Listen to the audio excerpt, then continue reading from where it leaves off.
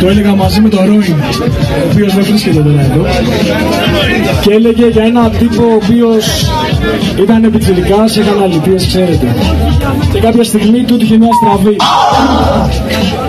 Έκανε ψηρού τέλος πάντων και βγήκε. Και το κουπλέμα αναφέρεται από τη στιγμή που βγαίνει από το ψηρού και μετά. Έλα, δείξτε το.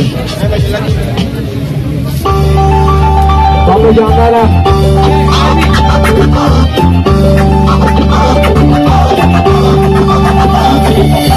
Τώρα τα βάρος και το κεφάλι του στο μέλλον του. Το μόνο που τον νοιάζει να μην χάσει πια το τρένο του. Γυρνούσε μες στον δρόμο και ρωτούσε για δουλειά. Ήθελε τους πάντες να το πάρουν σοβαρά. Δευτέρα ξεκινά και το πρόγραμμα έχει βάλει. Να αρχίσει η εργασία στο όποιον έχει προσλάβει. Η δουλειά σκληρή και χαμάλη στα αρχικά του. Έστασε υδρότα για να πάρει τα λεφτά του. Εκείνη την περίοδο είχε μια κοπελιά. Ήταν δίπλα του από τότε που ήταν μέσα στα σκατά. Εκείνος αγαπούσε και αυτή τον εκτιμούσε. Μια ζωή για πάντα δίπλα της θα την περνούσε. Ήρθε μια μέρα που του είπε ξαφνικά πως και οι δυο γονείς θα γινόντουσαν τελικά.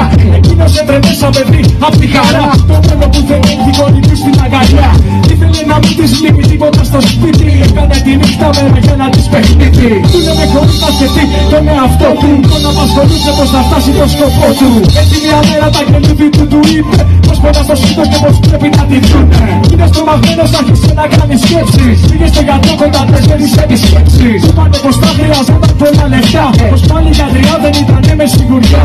Τώρα θελωμένος ψάχνει για ναρκωτικά. Να σπρώξει μες στον δρόμο σου 4 κιλά. Δεν τον νοιάζει τίποτα η κόρη του στο YouTube. Έρχονται ένα βράδυ από το σπέτα του κολλητού του. Εκείνος που γραμμένος αντικρίζει 20 χρόνια. Μα λίγο πια στη φυλακή του κάνουνε με λόγια.